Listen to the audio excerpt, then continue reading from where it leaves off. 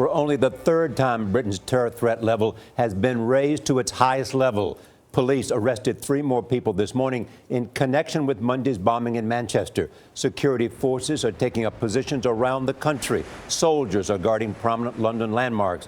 The Prime Minister says another attack could be imminent. 22 people, including children, were killed in this bombing. Officials now say 119 people were treated at hospitals.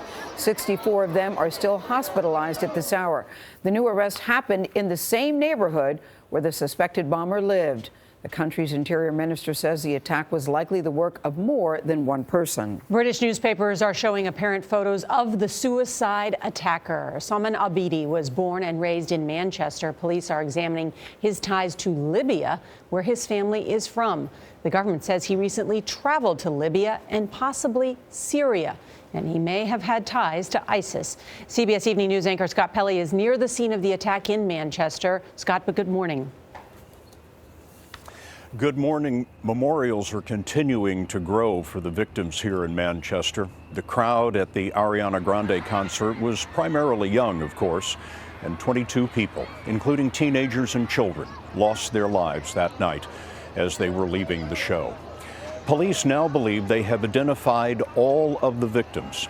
Among the dead are John Atkinson, Kelly Brewster, Georgina Callender, Olivia Campbell, Martin Hett, Allison Howe, Marcin and Angelica Cleese, Lisa Lees, and 8-year-old Safi Roussos. She is the youngest victim that we know of.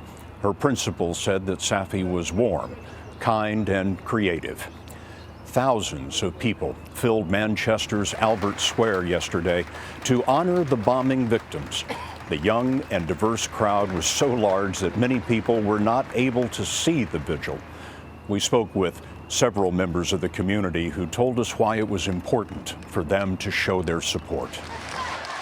I grew up here and this is my home, and that I want to show that, even if I'm on the edge of the crowd, we're here, we're showing that we're standing against this.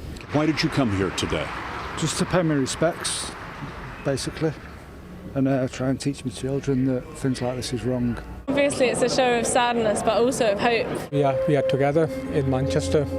It doesn't matter about your skin, it doesn't matter about what you believe in. Despite what's happened and as bad as it is for us to come together and keep a community and be there for each other and essentially send a message through our solidarity that they would not win. We'll have much more tonight from Manchester on the CBS Evening News. Until then, back to all of you at the Broadcast Center in New York. All right, Scott Pelley with great reporting there from Manchester. Thank you, Scott. And we look forward to your coverage tonight.